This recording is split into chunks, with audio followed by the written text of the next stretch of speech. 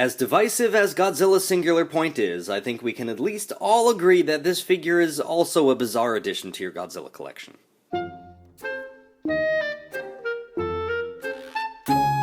Hello! Today on Thirsty Thursday Toys, we're going to take a look at the brand new Nendoroid Pelops II figure, do some size comparisons, look at some articulation, and make a cocktail inspired by this bandana.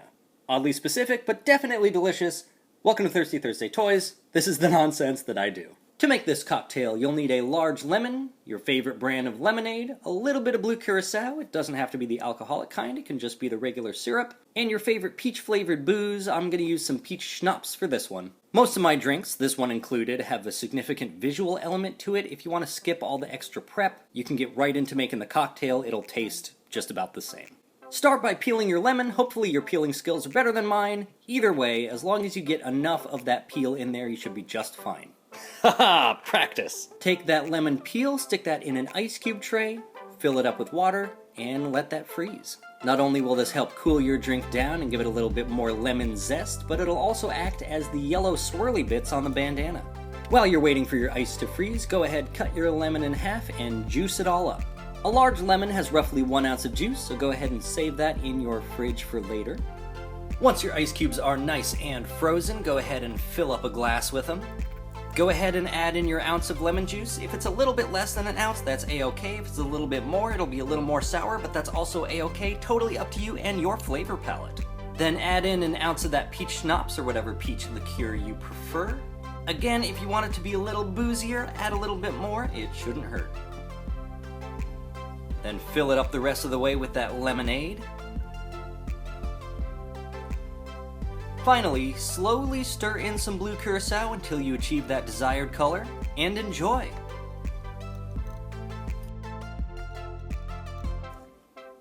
Cheers!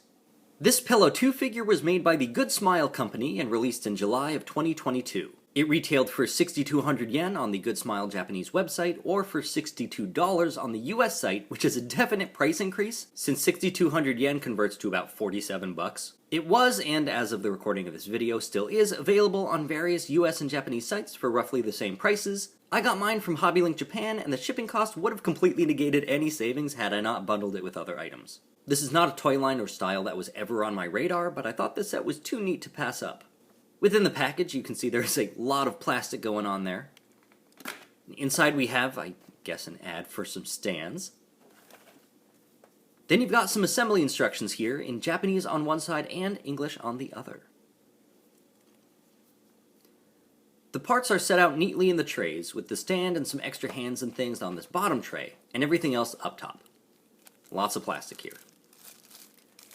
Some of this plastic is wrapped around the joints, and oh god, did not realize these were magnetic. Okay. So yeah, you might have to pop some joints off to get that plastic out. So let's start by setting up the stand. You've got this base part, and this arm that can plug into the base and the back of the figure.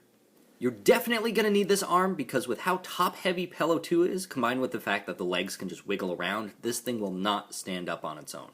The base has a few different size holes, so the arm can only plug into some of them. They also provide an extra neck joint, which is a nice touch, but to me implies that it's likely to break. I can't imagine you'd lose it and need a replacement because there's no need to take the head off to replace the faces or anything. Since it has the ball joints on each end, you can get some subtle movements with Pelops II's head, full rotation all the way around. But the ability to look up or down is blocked by the bandana in the back and the bone in the front. The bandana can be removed, but the bone seems to be glued in there. The bandana has a nice range of motion for such a small piece. The tail can rotate all the way around and pop off if needed. Not sure why you'd need to, but there you go. The arms could rotate all the way around if they weren't hindered by the giant head, and the hands can rotate around as well. As we saw, the legs are magnetic, but the magnetic part is only on the lower part of the body. They don't lock into place, so you can put them at whatever angle your heart desires. Aside from this standard face, you have this awestruck one and this perplexed one. To swap the faces, just grab onto the ears or back of the head and pull the face off. It comes with an extra set of legs, specifically for sitting, and they magnetize right on just like the other ones. They are imprinted with letters indicating left and right, since they are slightly different. The hands pop off, so you can pop in the ones holding the drumsticks and set it up like in the opening credits. There is another pair of arms at a different angle than the first ones. You can also pop one of those hands out to give Pelops II a hash brown. If you're confused about the archetypes, pop on that perplexed face and set up the question mark. Take that small arm, pop it into the base, and attach the question mark onto the other end.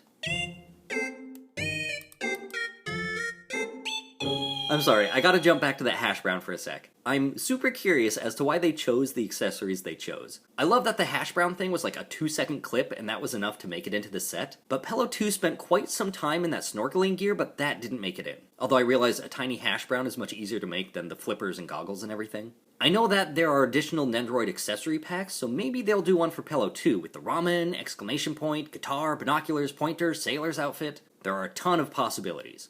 Or maybe they'll re-release this body, but in the neon supercomputer color scheme. I'm just speculating here. Finally, we have the new Pelops II robot body that we see for the latter half of the series.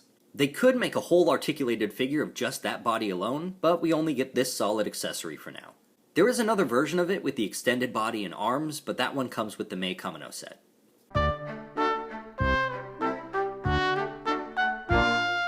Interesting stuff from an equally interesting and divisive show. If you're going to rewatch Singular Point and need a harder beverage to help you slog through the quantum physics, then check out my Ultima cocktail. In the meantime, good luck on your hunt, thanks for watching, and please drink responsibly.